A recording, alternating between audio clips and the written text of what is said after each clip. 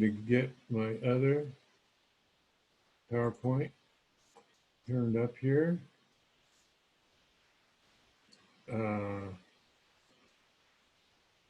Hold on just a minute.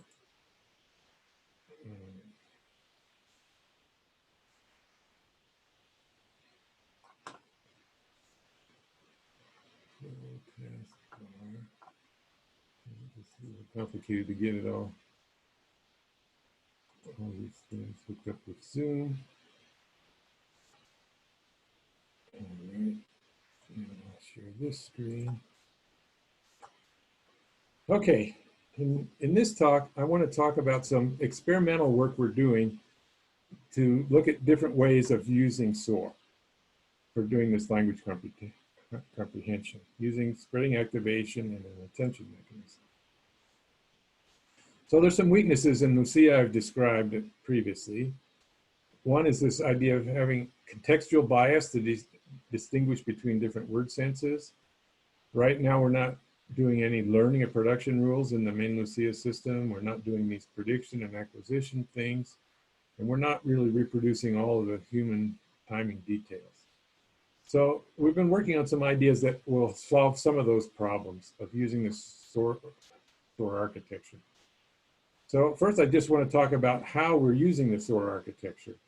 And here's this flow chart that I talked about before. And again, the main thing here is this construction cycle, which has these three phases: selecting a construction, integrating that construction into the comprehension state, and grounding its meaning.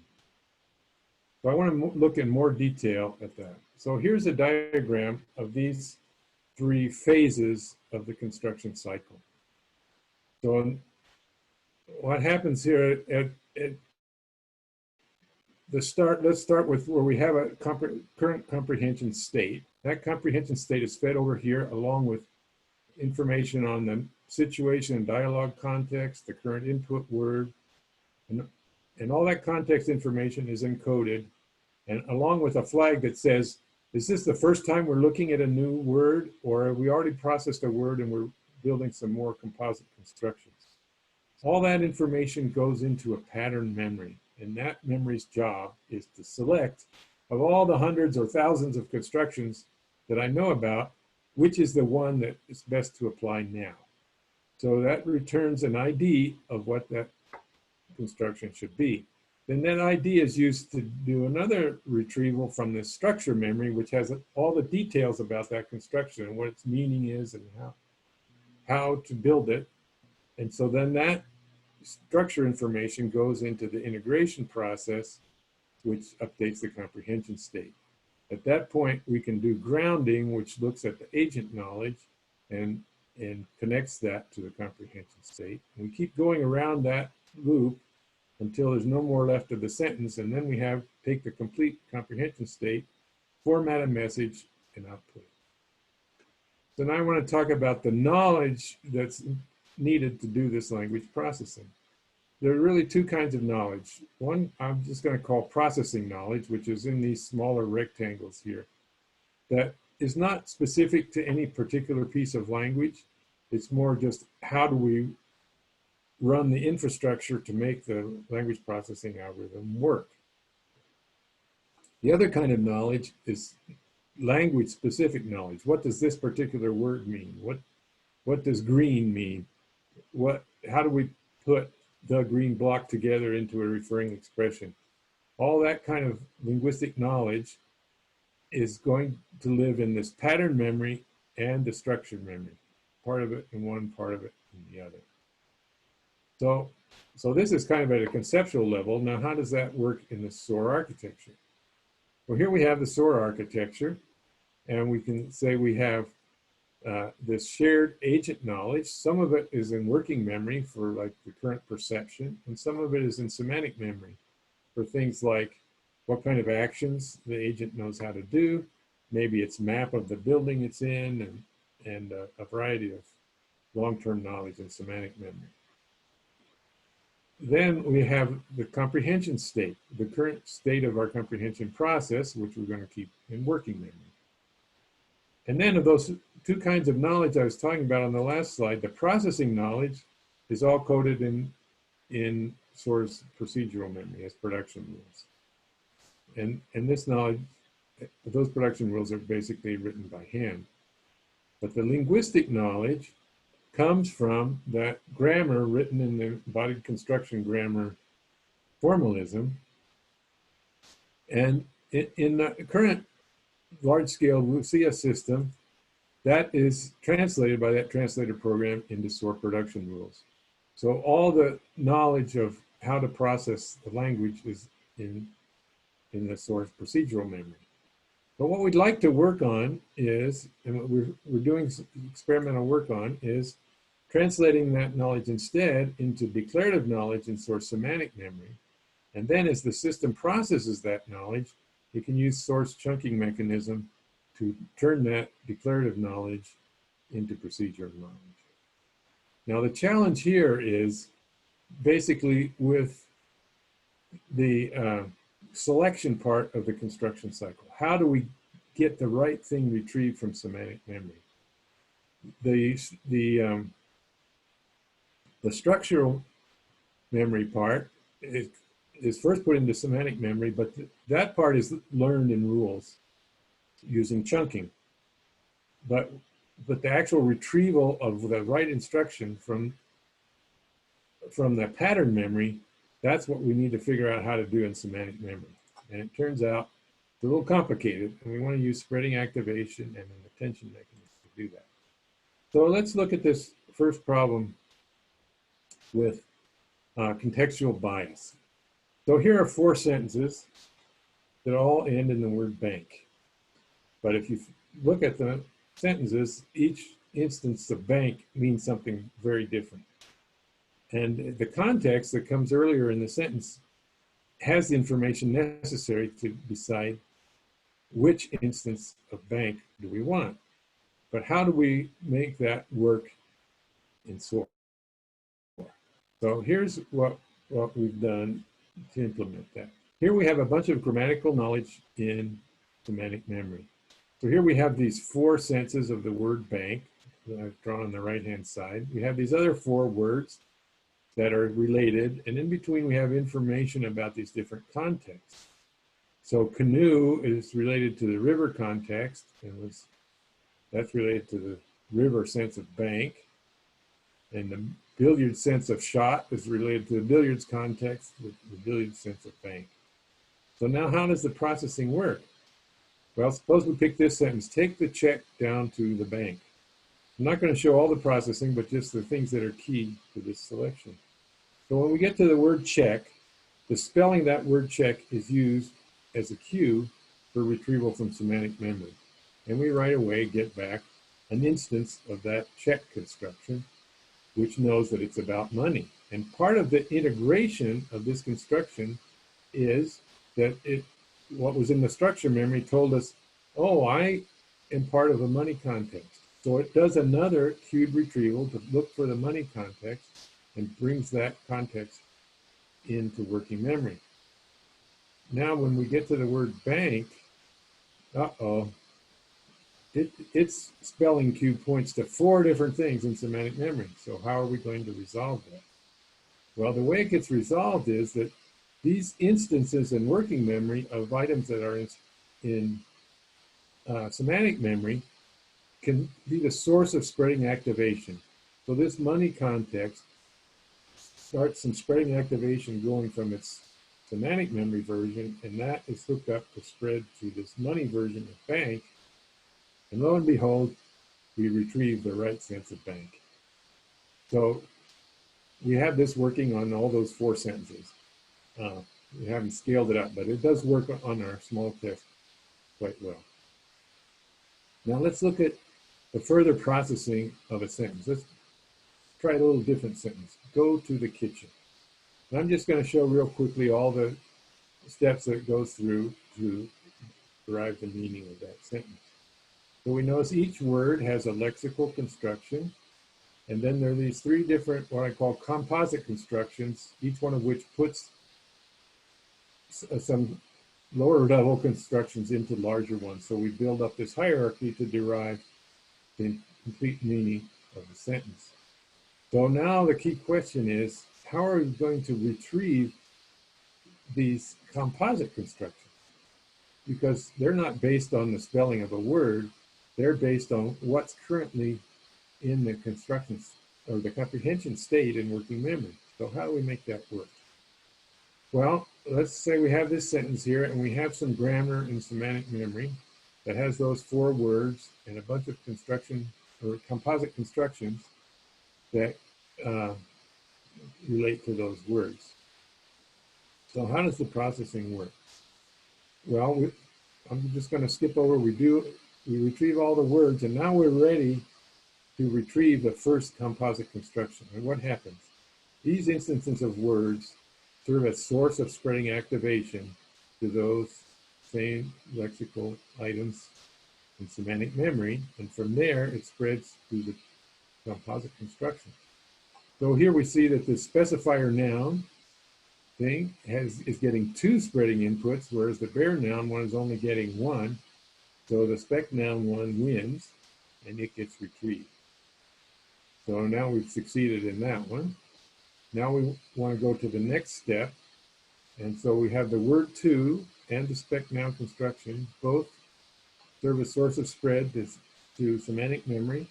Those spread both go to the simple prep phrase construction, and so that gets retrieved.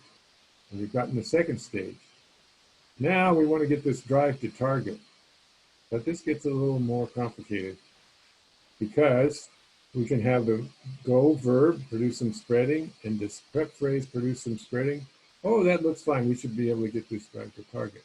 But what I haven't shown here is a bunch of interference that's going on where all the things in working memory that are instances of semantic memory items are producing sources of spread. And all this spreading activation is going all over the place.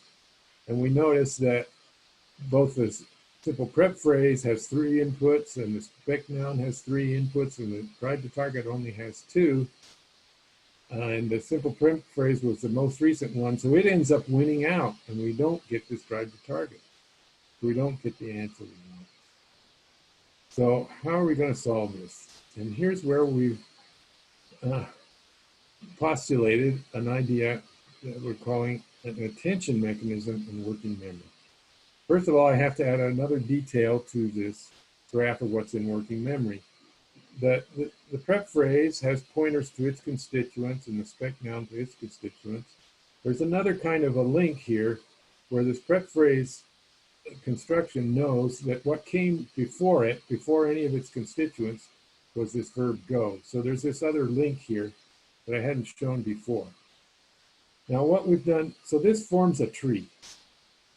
And there's a root node of the tree, and the root node is always the most recent construction that we've integrated. And so what we're going to do is apply some attention to that root node and have it spread through the other nodes. So if we apply a value of 1 here, then all the direct children of this prep phrase get, we have some decay involved, so we get 0.9, those 3 children, and then the second level children get 0.81. And so the activation or the amount of attention that each one of these things in working memory gets depends on its distance from the root node.